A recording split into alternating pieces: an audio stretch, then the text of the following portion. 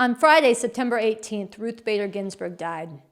Ginsburg spent her life fighting for the legal equality of women, and when she joined the Supreme Court, she became a core member of the liberal bloc that defended the rights of women, especially to abortion and birth control, that expanded the rights of LGBTQ people, and that attempted to defend the rights of Black people to the vote. And when they were defeated in this, Ginsburg issued a scathing 35-page dissent. Ginsburg came to represent the hopes and aspirations of millions for gender equality, both for her decades of legal work as well as for the way she herself had to face down ugly discrimination throughout her life. As just one example, one of her law professors, a man who later became the dean of Harvard Law School, gave her a raving recommendation to a judge who was looking to hire a law clerk. This professor wrote that Ginsburg had extraordinary self-possession and that her qualities of mind and person would make her most attractive as a law clerk. The judge, who had never hired a woman in his entire career, refused to even call Ginsburg in for an interview. And this was typical. Her death has been taken very hard by millions. Her death also means that there is an empty seat on the Supreme Court, a court that was split almost down the middle between the liberal bloc and a bloc of judges who are extreme conservatives or outright fascists. And now, if Trump is able to fill this seat, it will secure a fascist majority on the Supreme Court for decades to come. And Donald Trump is on a rampage to ram this through in record speed, and the Republicans are falling in lockstep. It would be nearly impossible to overstate the stakes of this battle now unfolding. If they are able to secure a fascist majority on the Supreme Court, this will be a major leap in refashioning the highest court in the land into an instrument of fascist atrocity. Stacking the court in this way would serve shredding environmental protections aimed at slowing the destruction of the air, the land, the oceans, at a time when the West is burning, the South is drowning, millions around the world are being turned into climate refugees, and the Earth itself is rapidly approaching an irreversible tipping point. Stacking the court in this way would mean massively expanding the power of the executive, that is Donald Trump, to carry out his white supremacist program of repression and terror against Black people, Muslims, Latinos, immigrants, and any and all who dare to stand up for those groups of people.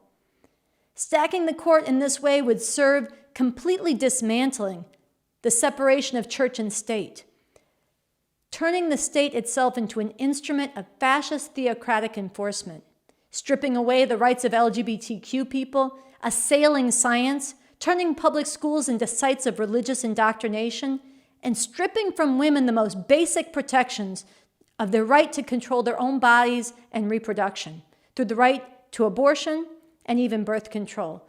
And in this way, enslaving women, forcing them to have children against their will and reducing them to property of men. This and much more is the program they are deadly serious about carrying out, and a majority fascist Supreme Court will be a major leap in that direction, again, for decades.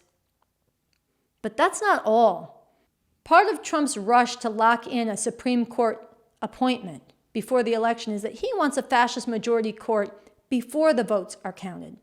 Because a big part of Trump's plan to stay in power is to steal the election or to refuse to accept an electoral loss. He says it all the time. The only way he could lose, he says, is if the election is rigged.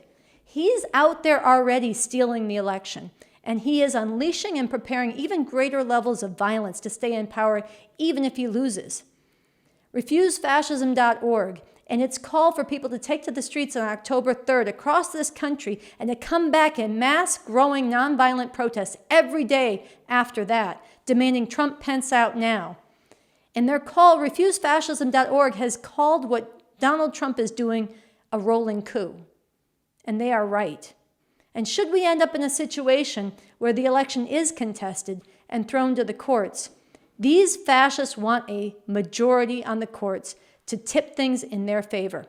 Ted Cruz said it openly, and just last weekend, Donald Trump did too. Now, we're counting on the federal court system to make it so that we can actually have an evening where we know who wins, okay? Not where the votes are going to be counted a week later or 2 weeks later. Trump knows very well that most votes will not be counted yet on election night, but many predictions suggest that he might be ahead in-person voters and he might be behind in mail-in voters. We don't know how it's going to turn out, but right there he's telling people he wants courts that are an instrument of suppressing millions and millions and millions of votes. For all these reasons, Trump must not be allowed to fill this seat on the Supreme Court. It is very positive that people came out by the thousands to mourn Ginsburg's death. It is even more positive that in some places, especially San Francisco, among the LGBTQ community, people didn't just come out to mourn, but they came out to march and to express their determination to fight a new appointee. We need much, much more of this. And we need to fight against any ounce of passivity among those who see the stakes now unfolding. And let's be very clear.